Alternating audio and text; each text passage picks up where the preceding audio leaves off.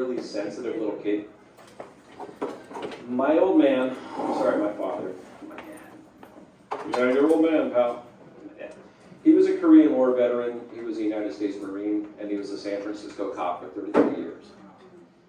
And in a lot of ways, my mother was a better and bigger man than my father was. You can laugh at that, that's okay. It's a joke. It's a joke. Although it did make me cry in therapy once, and I didn't understand why I was crying. In other words, we didn't do warm and fuzzy in the house when I was a kid. And I was a sensitive kid, right? So in a house like that, how do you survive as a sensitive kid? Well, you become somebody else. So I was steered towards all the things a guy is supposed to do, right? I don't love the word toxic, or the phrase toxic masculinity, but if such a thing does exist, that happened to me, right? High school football, the drinking, the fighting, martial arts, stuff that guys do. And short story long, I hit my final bottom in 2006, and it was then that the therapist in charge of the program, and I'm an overachiever, so not only was I an addict, but I also had a severe mental health diagnosis at the time, okay? So, go big or go home. They thought I had bipolar disorder. It turns out I do not, but that was the working title of the memoir when I started that, the manic depressive adventure. And this therapist said to me that the number one sustainer for long-term well-being is peer support. You have to connect to your community. Well, how do you do that when you can't look somebody in the eye?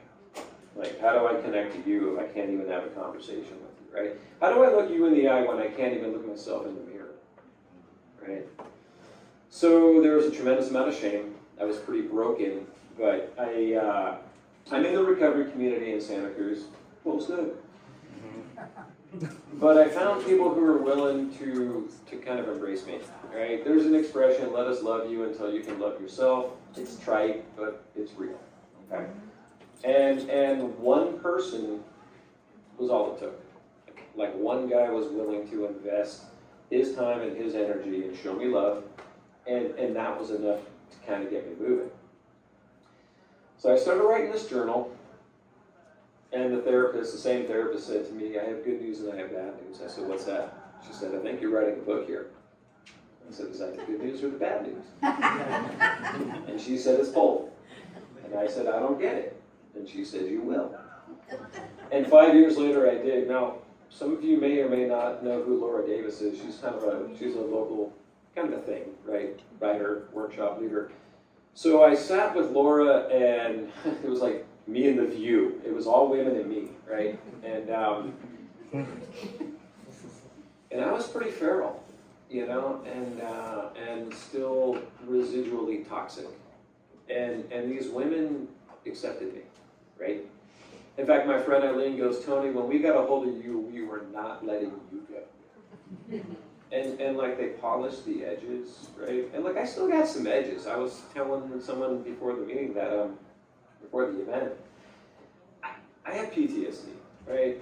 So when one of your parents is a combat veteran, right, and they bring PTSD home to the house, it sort of like trickles down into the family system, and then the things I put myself through, you know, and the things that happen, right? So, and I work with it. I mean, I meditate every day, I journal every day, I practice Tai Chi almost every day, and I can still lose my stuff in traffic, right? But I'm getting better, So, in 2019, the American Foundation for Suicide Prevention brought the Out of the Darkness Overnight Walk to San Francisco, and I'm a survivor of a suicide attempt. So I decided to participate. I did not know they would ask me to deliver the keynote address at the closing ceremony.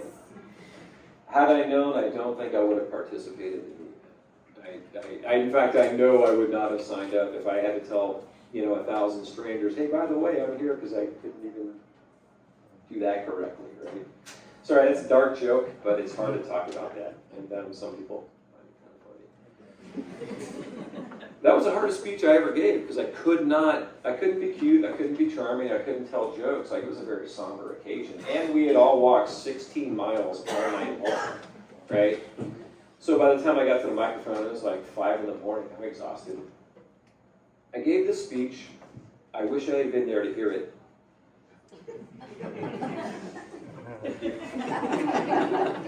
You got it. So the CEO came to take me off the mic, and his eyes were flash flooding, right? Like tear-filled. And I was like, well, I guess I did pretty good. And then I came down the steps, and the members of the a cappella band that opened the ceremony all came and laid hands on me. Without my permission, they all touched me. And I don't know if you've ever had 4 or 5 total strangers lay hands on you and bow their heads. And I was like, I guess they're praying, right? And in that moment, though, I had this epiphany that maybe my story is bigger than I had ever allowed myself to believe, right? I'm not unique.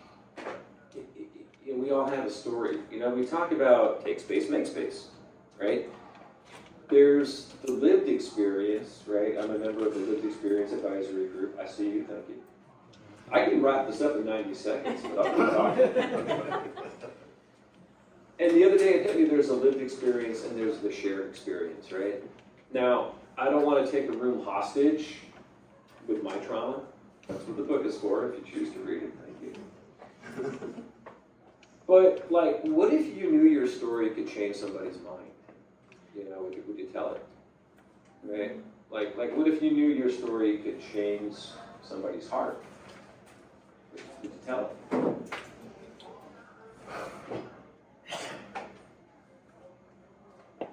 Wow, I did not expect this.